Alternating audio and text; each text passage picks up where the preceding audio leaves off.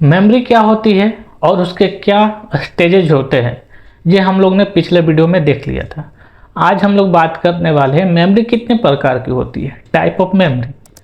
तो base on time यानी कि याद रखने के आधार पर मेमोरी को कितने भागों में बांटा गया है। तो सबसे पहले आता है सेंसरी मेमोरी। सेंसरी मेमोरी यानी कि जो भी चीज़ें हम सेंस ऑर्गन से देखते हैं उसकी ड्यूरेशन कितनी होती है, सिर्फ 4 सेकेंड। यानी आँखों से जो हम लोग देखते हैं, जो कानों से सुनते हैं, जो हम लोग छू कर फील करते हैं, जो सूंघते हैं, इन सब की जो मेमोरी है वो सिर्फ और सिर्फ 4 सेकेंड के लिए ही रहती है सेंस ऑर्गन से। ठीक है। अब उसके बाद आती है दूसरी मेमोरी, शॉर्ट टर्म मेमोरी।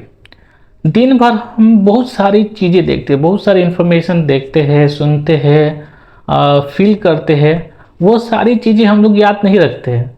क्या आप सड़क पर जा रहे हैं तो बहुत सारे आपको साइकिल चलाते हुए, गाड़ी चलाते हुए, बस, ट्रक, आदमी, इंसान, बहुत सारी चीज़ें आपको दिखती है। क्या आपको वो सारी चीज़ें याद रहती हैं? नहीं याद रह पाती है।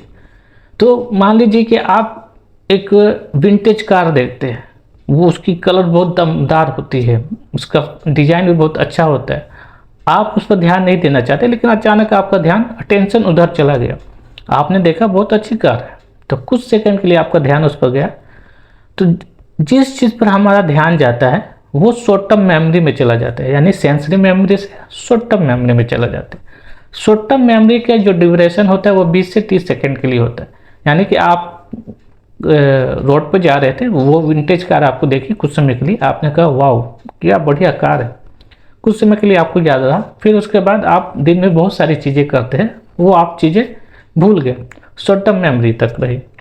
लेकिन अगर आप कार लवर है, आप चाहते कि ये बहुत बढ़िया कार है, अब मैं इस कार को एक ना एक दिन जरूर लूँगा, तो वो मेमोरी जो है आपकी शॉर्ट टर्म मेमोरी से चली जाती है लॉन्ग टर्म मेमोरी में। जो भी इम्पोर्टेंट चीज़ें होती हैं शॉर्ट टर्म मेमोरी से लॉन्ग टर्म मेमोरी में तभी जाएगी जो वो बहुत इम्पोर्टेंट हो, आप उसको भविष्य में याद रखना चाहते हैं, तभी वो लॉन्ग टर्म मेमोरी में जाएगी, या उस पर आप पूरी तरह से अटेंशन देते हैं। लॉन्ग टर्म मेमोरी की कैपेसिटी अनलिमिटेड है। ठीक है।